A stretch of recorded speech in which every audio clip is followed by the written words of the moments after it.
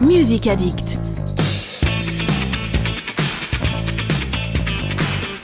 Bravo, donc c'était The Mirrors en live dans le Sun Music Addict sur Sun. On rappelle que les interviews et les sessions live sont à retrouver en vidéo sur le site lesonunique.com à la page de l'émission et bien sûr sur YouTube Dailymotion dès la semaine prochaine. Donc on vous retrouve Sarah et Corentin pour la suite de cette interview. On sent effectivement qu'il y en a sous le capot au niveau de l'énergie. On en parlait tout à l'heure. Effectivement, donc en acoustique c'est pas tout à fait pareil qu'en électrique avec la batterie complète, mais on sent quand même que malgré tout vous en voulez. Les morceaux sont taillés pour ça en tout cas. Alors The Mirrors, c'est une affaire qui tourne depuis 2011, c'est bien ça, et vous avez commencé du côté de Cholet. Ouais. Vous nous faites un rapide historique de vos débuts,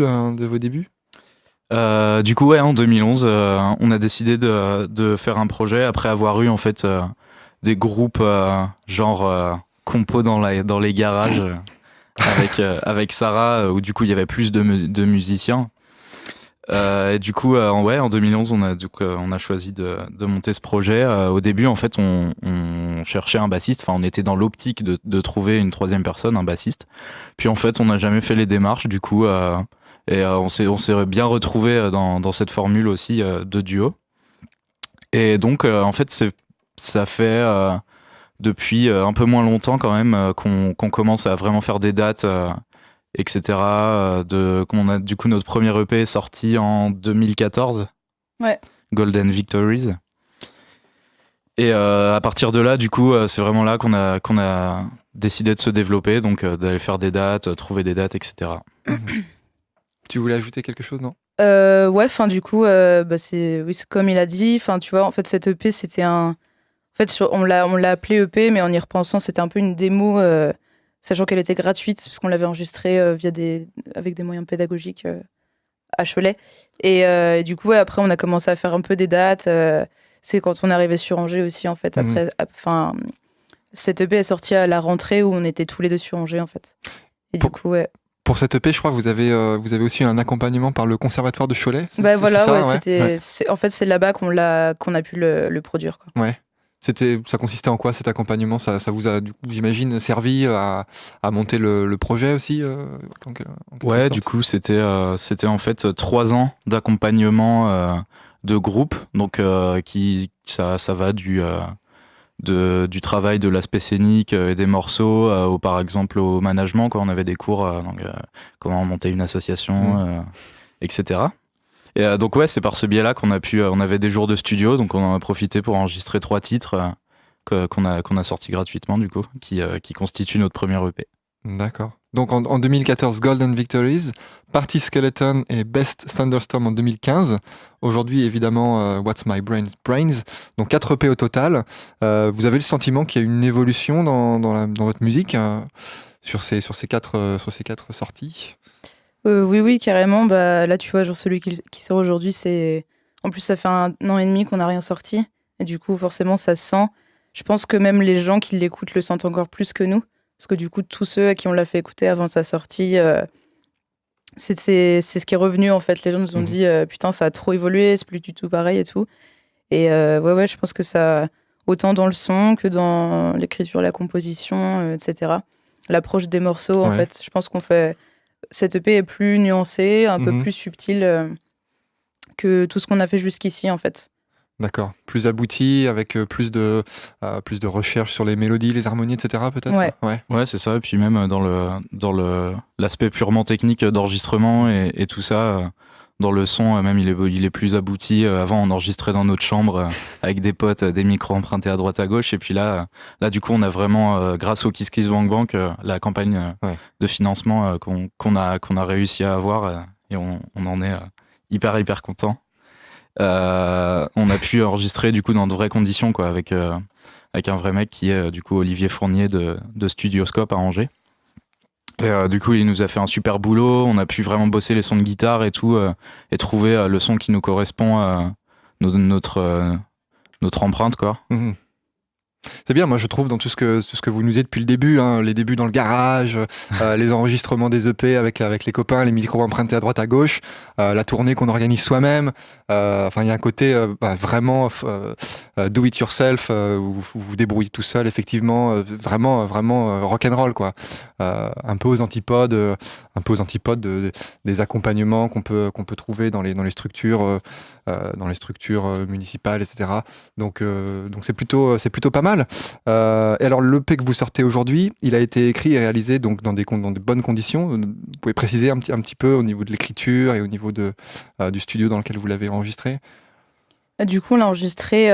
En fait, Olivier Fournier, dont Corentin parlait, avait avant un studio chez lui qu'il n'a plus maintenant. Donc, en fait, c'est un studio mobile. Donc, il ramène tout son matos. Et du coup, on a enregistré à Tostaki à Angers, qui est une salle au fond du Shabada, qui est la SMAC d'Angers.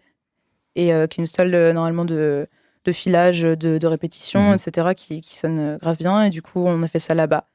Et donc ça, c'était pour l'enregistrement. On a fait ça en 4 jours. Et après l'écriture des morceaux, Secret Seeker, là, le premier morceau qu'on a joué tout à l'heure en acoustique, qui est le 4e morceau de l'EP, en fait, c'est un morceau qui date de 2 ans, je pense, à peu près. Et alors que, tu vois, le tout premier morceau de l'EP, on l'a écrit 3 semaines avant de l'enregistrer, en fait.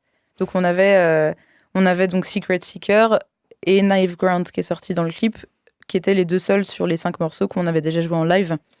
Et du coup, les 3 autres morceaux, on les a écrits peu avant l'enregistrement, parce qu'on voulait vraiment quelque chose de frais, de récent. On avait énormément de morceaux sous le coude, mais on voulait pas forcément en sortir certains, parce qu'on savait que c'était, même si en live, ils étaient cool, on voulait pas les sortir sur CD, on voulait quelque chose de vraiment nouveau.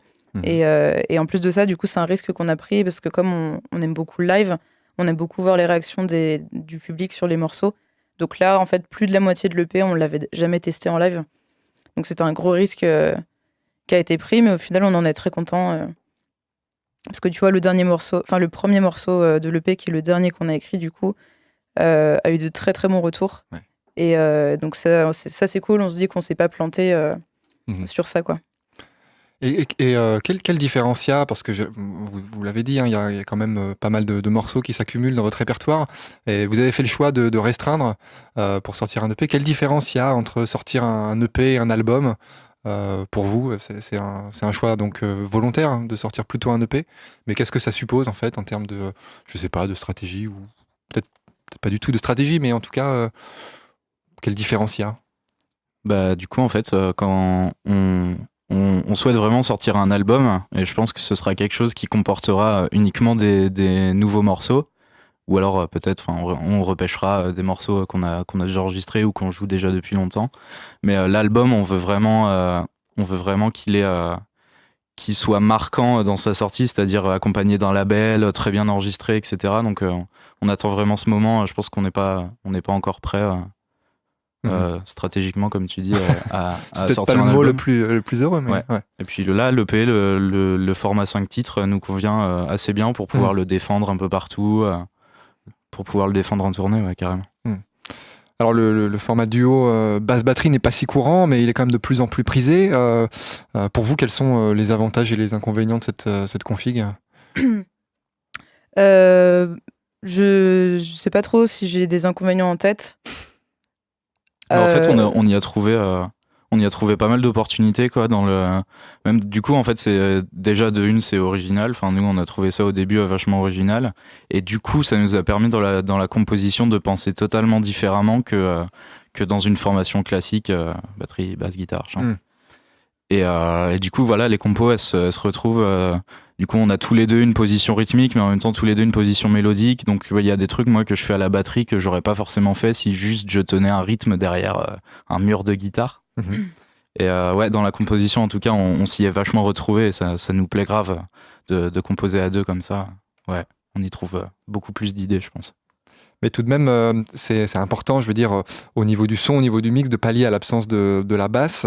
Est-ce que vous avez été confronté à un certain moment à des difficultés techniques sur cet aspect, ou pas? Mais si oui, comment vous les avez solutionnées pour créer un son qui soit assez complet, en termes de mix et qui soit satisfaisant à la fois au niveau de l'énergie, au niveau de la rythmique et au niveau de la mélodie?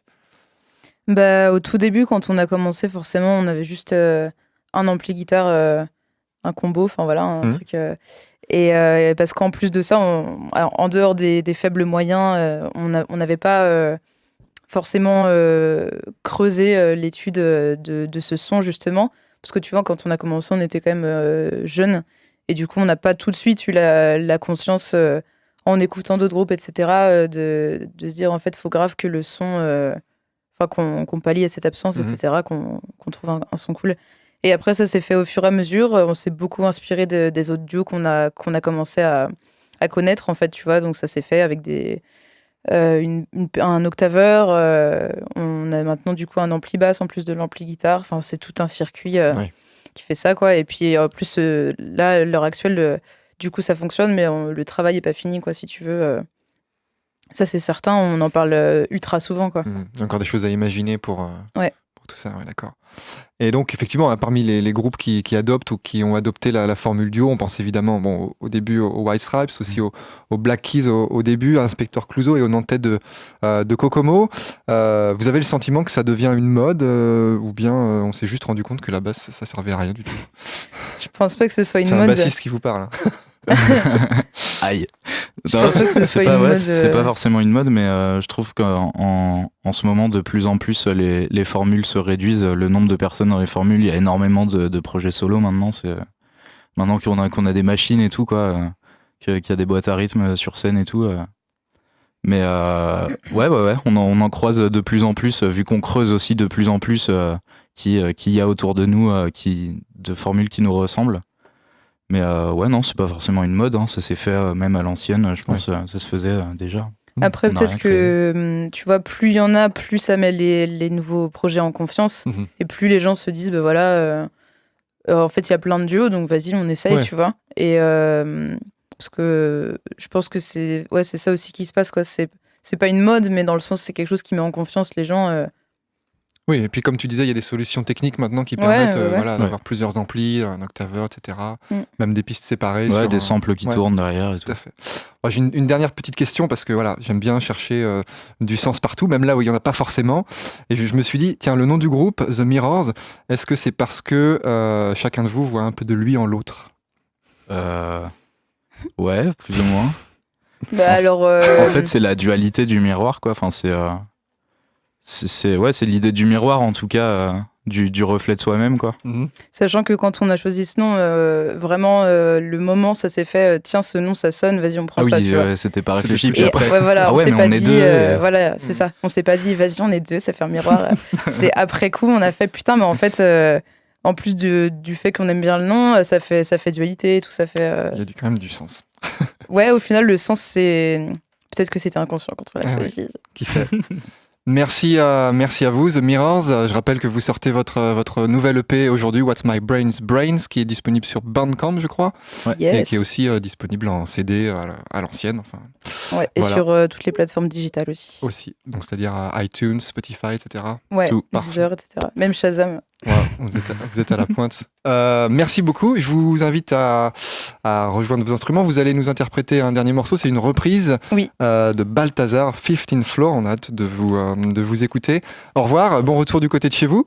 Ouais. Ciao, merci. Au revoir.